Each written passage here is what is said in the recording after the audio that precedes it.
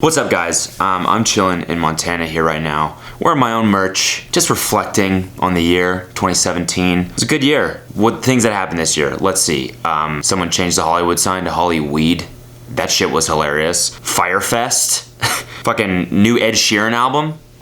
It's been a good fucking year. So this is my 2017 year in review. For me, personally, this is the shit that I did. You know, it's not supposed to be a flex or anything. There's a lot of shit this year that didn't work out. There's a lot of shit that worked out. But I thought I'd, put together a little, this is mostly for me. I don't know, I think the old jokes are getting to me. I think my memory's actually going. So I need a public record of the things that happened to me in 2017 so I can go back and watch it. So, without further ado, here's my 2017 year in review. January, I started the year by blowing your fucking minds. Look at this shit. You cannot tell me this is not true. I started acting classes, which is the scariest shit I've ever done. You don't know shame until you faked an orgasm in front of 20 people on your first day in class. I started a podcast in late December, and in January I changed the name from fucking chillin' to insanely chill, which I still regret a little bit. I made and posted a video about how shitty Instagram comedians are, and it got 50,000 views in one day, which was by far the most I've ever had. And in the next 3 days, it got 400,000 views, and my channel went from 30,000 subs to 130 in a day, which is fucking insane. People really hate Instagram comedy, apparently. Because of that, I started getting a lot of really loving comments, like this one that said I had the face version of a dad bod. We finished writing and shot the first 4 episodes of my show, Goat Rodeo, which was on full screen. We started working on a pilot that I got to star in for a company called New Form, and it's about a dude who sleeps with cougars. So, true story.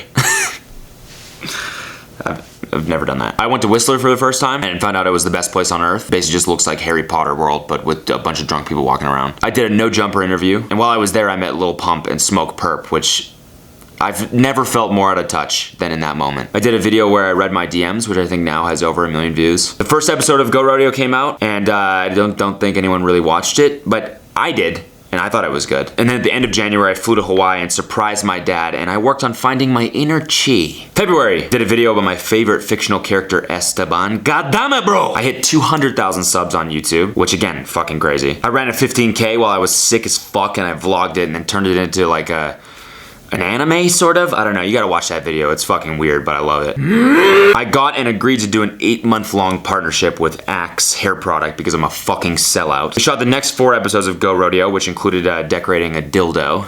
Isn't that nice? Hurt Babe broke my fucking heart. Hit 10 million views in total on my YouTube channel, which may not seem like a lot, but for me, it was a lot. Flew back to Calgary for a day, that's where I'm from. I drove to Montana, and I realized I should have never switched to snowboarding, because skiing is way better, and I'm sorry if you think that it's not, but it's fucking true, okay? Flew back to LA, and I got 2 new tattoos for a YouTube video.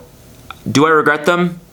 Not really. Looks like Ed Hardy made your legs. March, I went to Ty Lopez's house and shot a video with him. I DM'd him as a joke, basically, and was like, hey, do you want to shoot a video? And he was like, sure. And I was like, oh, fuck, okay, so I did it. I went to Chicago for St. Paddy's Day. I posted the video with Ty Lopez, and then a bunch of people thought I got paid to do it, which, honestly, I probably should have. Started a new podcast called Orange is the New County, where we watch and review every episode of The OC. Shit was an overnight sensation. Not really, but people liked it. I auditioned for a bunch of stuff that I didn't get. Shot The Real Bros of Simi Valley with Jimmy, Getter, and Nick. And I do burn. I do. Finally shot the pilot for New Form. I watched Duke lose in March Madness. People started finding out that I'm old. I started the Not Your Average Q&A series. I signed with UTA, so I do have an agent. How fucking Hollywood is that shit? Shot the final episodes of Go Rodeo, and I posted my second Axe ad reaffirming the fact that I am a sellout. April, I auditioned for some more shit that I didn't get. Started doing stand-up again, which is just as horrifying as when I stopped. I flew to Durham for my 5-year college reunion. Had a little bit too much fun, missed my flight home, and then got the flu.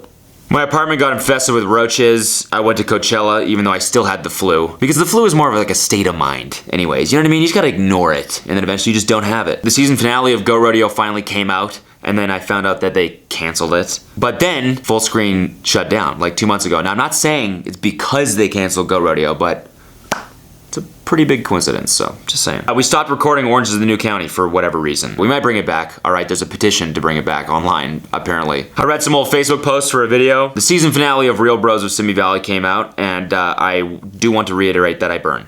I do burn. I hit 15 million views on my YouTube channel. Progress. I decided to start filming my podcast, and so I started my second YouTube channel, and we're up to like 95,000 subs now. So that's dope. As soon as it hits 100 and I get that plaque, I'm gonna put it right next to my other plaque on the wall, because not only am I a sellout, I'm a douchebag. May, did some more stand-up. Still scary as fuck. I went to Mexico for Devin's birthday and ate some splunch. Found out what my doppelganger is. And again. The pilot came out on Newform's YouTube channel, and I think it's their most viewed one ever, but I'm too lazy to actually check that stat, so I'm just gonna claim that that's what it is. I auditioned for some more stuff that I didn't get. I love Hollywood. I learned how to motivate and inspire by a dude named Asfar. Met Brian, took him to Hooters. I did another video for Axe. I read some dirty fan fiction. Don't watch that video. Do not watch it. I bleached my hair. I got another tattoo. And then I went to Iceland in like 2 days. So I think that's probably what a quarter life crisis is. Not mid. Quarter. And then I went to Amsterdam, which is fucking crazy. And then I flew back and I did my first voice audition ever, which I didn't get, but that's pretty much why I'm doing any of this, is to one day voice an animated character. Isn't that just the fucking dream? And then I read some old tweets. June, decided that in order to fully make fun of Jake Paul's smash hit It's Every Day Bro, I had to make my own song from scratch. So we made one called Keep Ya Dick Fat, thus spawning our parody rap group Tiny Meat Gang. That's me and Noel. The song was not good, but it has a bunch of streams now. I think probably like everything combined, like over 1 million. Which is insane. I did Grace Helbig's podcast. I coined the term Chodesters. The Chodesters! For you guys, by accident. And kind of stuck, honestly, so.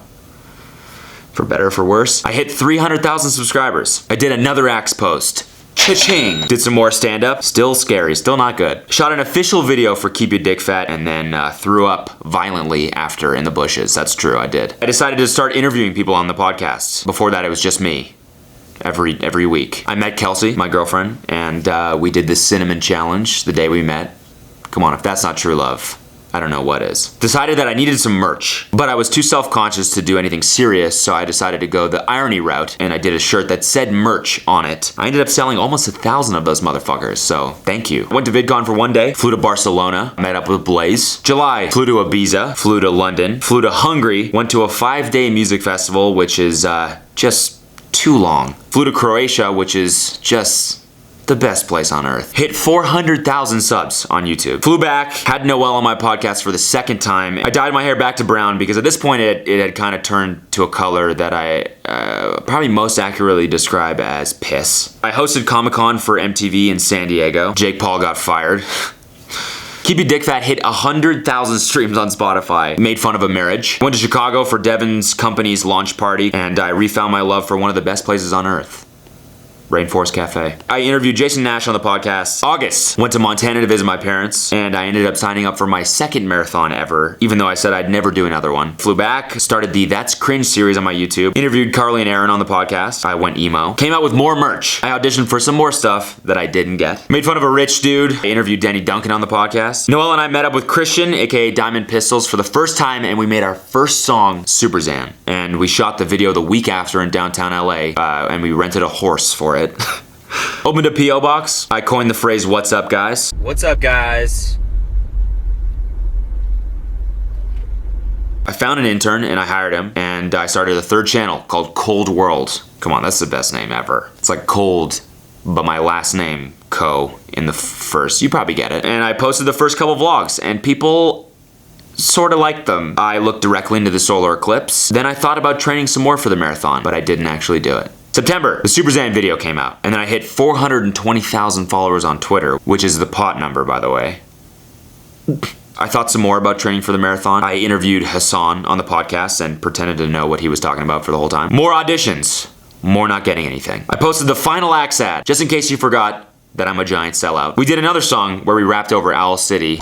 Baby, throw it on me like a Mack truck. Because that's a thing that needs to exist. Somebody wore my merch to church. I starred in Noel's short film coming out next year. I roasted an 8-year-old. I hit 500,000 subs on YouTube, and to celebrate, we roasted some of our subscribers. And I'm still sorry to the girl in the cheetah hat.